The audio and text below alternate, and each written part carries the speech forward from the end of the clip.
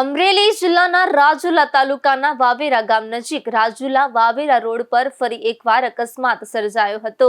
Car અને tractor વચ્ચે થયેલી અથડામણમાં સદનસીબે કોઈ જાનહાનિ થઈ ન હતી અને કારના ડ્રાઈવરનો આબાદ બચાવ થયો હતો. જો કે આ ઘટનાએ ફરી એકવાર રોડની હાલત અને તંત્રની બેદરકારીને ઉજાગર કરી છે.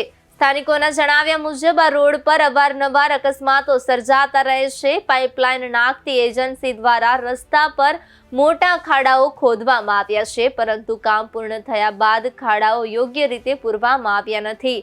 પરિણામે વાહન ચાલકોને ભારે મુશ્કેલીનો સામનો કરવો પડી રહ્યો છે. આ ઉપરાંત રસ્તા પર પૂરતી લાઇટિંગની સુવિધા નથી અને કોઈ પણ પ્રકારના ચેતવણી બોર્ડ કે બેરિકેડ્સ લગાવવામાં આવ્યા નથી. ખાસ કરીને રાત્રિના સમયે વાહન ચલાવવું જોખમી બની જાય છે. સ્થાનિક આગેવાનો દ્વારા આ મુદ્દે અમરેલી સુધી અનેકવાર રજૂઆત કરવામાં આવી હોવા છતાં તંત્ર દ્વારા કોઈ અસરકારક કાર્યવાહી કરવામાં આવી નથી, જેને કારણે સ્થાનિકોમાં રોષ વ્યાપી ગયો છે. મારું નામ ડૉક્ટર સમીર શામોદર. હું અહીંયા મેડિકલ ઓફિસર છું CHC માંગરોળમાં.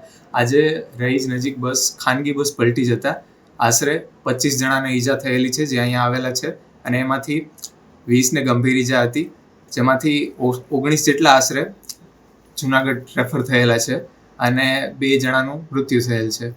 જે આગળ વિગતો વધુ મળે ત્યારે આ બાબતે જાણ કરીએ છીએ.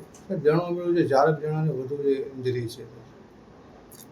વધુમાં છે ને એ મોસ્ટલી કેઝ્યુઅલ્ટીમાં હેડ ઇન્જરીવાળા જ વધારે છે.